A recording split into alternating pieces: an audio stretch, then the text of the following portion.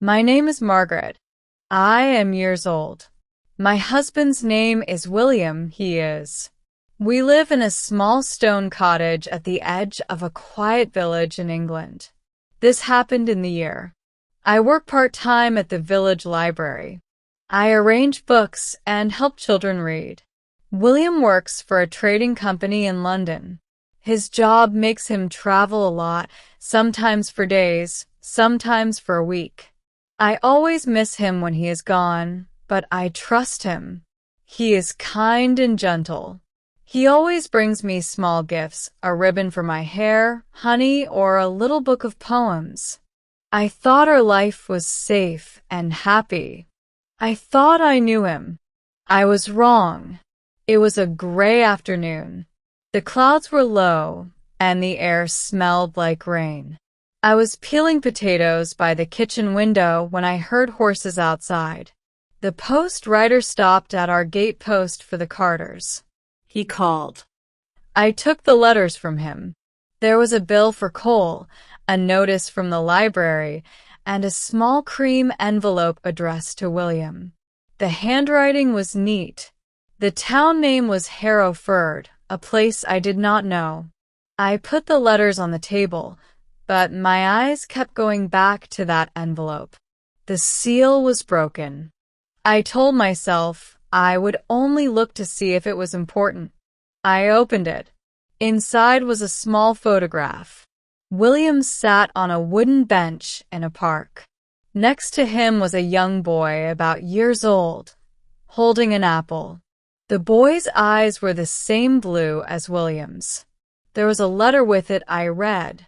William Thomas, Mrs. You please come to Hereford this Sunday. He asks when his father will visit again. We will be at the Green by. Yours, Eleanor. My hands shook. Who was Thomas? Who was Eleanor? I read the letter again. My stomach felt cold. Tears fell from my eyes.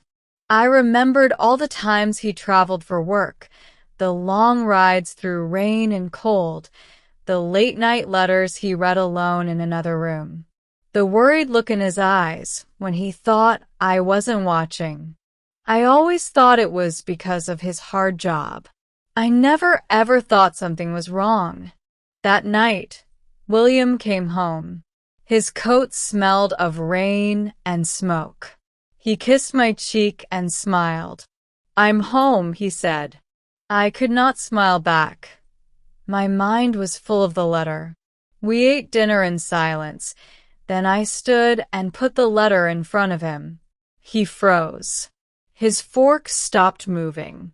You open my post? He asked quietly. Yes, I said. Who is Thomas? Who is Eleanor? His shoulders dropped. He looked away. Margaret, I should have told you, he said. Thomas is my son. My heart stopped. Your son, I whispered. And Eleanor, she is his mother. He told me everything. I met Eleanor before I met you. We were together once, but we broke up. Then she wrote to say she was pregnant. I stared at him, speechless. I sent her money and visited sometimes. I told no one, not my parents, not my friends, and not you. I shook my head in disbelief. I thought I could keep that life separate. Then I met you and fell in love. I never wanted to hurt you. I said you lied to me every day. You built our marriage on a lie. He reached for my hand, but I pulled away. Margaret, you are my heart, he said softly. I looked at him, angry and hurt. And what about Thomas? Does Eleanor know about me? No, he said. She thinks I travel for work. I thought of the little boy waiting for his father, not knowing he had another family. You need to go to your son, I said firmly. Please, Margaret, go. He packed his things slowly. His hands were shaking at the door. He turned and said softly, I love you. I said nothing. The door closed behind him, I sat down on a chair and cried. Tears poured from my eyes. It felt like my whole world was breaking. I could not stop the pain. Inside I felt lost, alone, and so tired. For days I barely ate or slept. My heart ached for the life I thought I had, for the man I thought I knew. William sent me letters. He said he missed me and would leave Eleanor. But how could I trust a man who had a child for me? I felt angry and ashamed that I didn't see the truth sooner. Slowly the tears stopped, and I made a choice. I wrote back, "Do not come back, it is over." Without William's money, I had to leave the cottage. I rented a small room above a bakery in the village. I left my part-time library job and started working full-time as a nurse's helper at the hospital. The work was hard, but it kept me busy. Months passed. Winter came, and the hills were covered in snow. Cold, windy afternoon, I was walking home.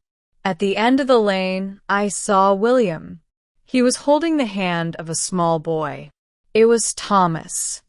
William looked older and tired. Our eyes met. His were full of sorrow. I gave him a small, sad smile and walked past. I didn't look back. That night I sat by the window and watched the snow fall. My heart was broken, but I was still here. I had survived. I was stronger. If you are hurting, remember this. You can survive, you can heal, and you can build a life that is truly yours. If you like this story, please like, comment, share, and subscribe.